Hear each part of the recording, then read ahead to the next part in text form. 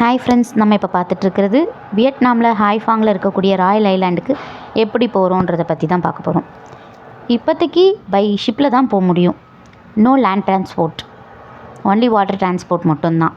ஏன் அப்படின்னு பார்த்திங்கன்னா, இந்த ராயல் ஐலாண்டுன்றது ஒரு டவுன்ஷிப் மாதிரி இருக்குது. இது இப்போ தான் டெவலப் பண்ணிட்டு வராங்க. இந்த ராயல் ஐலாண்டுக்கு நம்ம இப்போ இந்த ஷிப்பில் தான் வந்திருக்கோம். லேண்ட் டிரான்ஸ்போர்ட் எதுவும் இல்லை. பாருங்கள், ஒரு கப்பல் ஒன்று க்ராஸ் ஆகுது. இதில் வெறும் கூட்ஸ் மட்டும்தான் இருக்குது.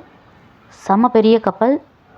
அதே மாதிரி இந்த கடல் ரொம்ப ஆழமாக இருக்குது, ஆனால் அகலம் ரொம்ப குறைவாக இருக்குது. ஒரு கால்வாய் மட்டும் மாதிரி அப்படின்னு சொல்லலாம். ஆனால்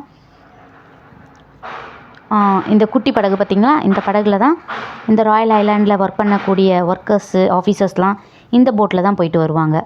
இதோ பாருங்கள், ஒரு ஹார்பர் தெரியுதா? இந்த ஹார்பரில் அந்த கண்டெய்னர்ஸ்லாம் ரொம்ப வெயிட்டான கண்டெய்னர்ஸ்லாம் இருக்குது. அது தூரத்தில் ஒரு பில்டிங் தெரியுது பார்த்திங்களா? இந்த பில்டிங் கிட்டேருந்து தான் நம்ம பஸ்லேருந்து இந்த ஷிப்புக்கு வரணும். இது லேண்ட் டிரான்ஸ்போர்ட்டுக்கான வழி, பிரிட்ஜஸ் எல்லாம் இப்போ தான் கன்ஸ்ட்ரக்ஷன் ஒர்க் போயிட்டுருக்கு. அங்கே பாருங்கள், 4 ஷிப்பு. அந்த ஷிப்பில் தான் நம்ம இந்த ராயல் ஐலாண்டுக்கு வந்தோம். ஹார்பர் பாருங்கள், சூப்பராக இருக்குது.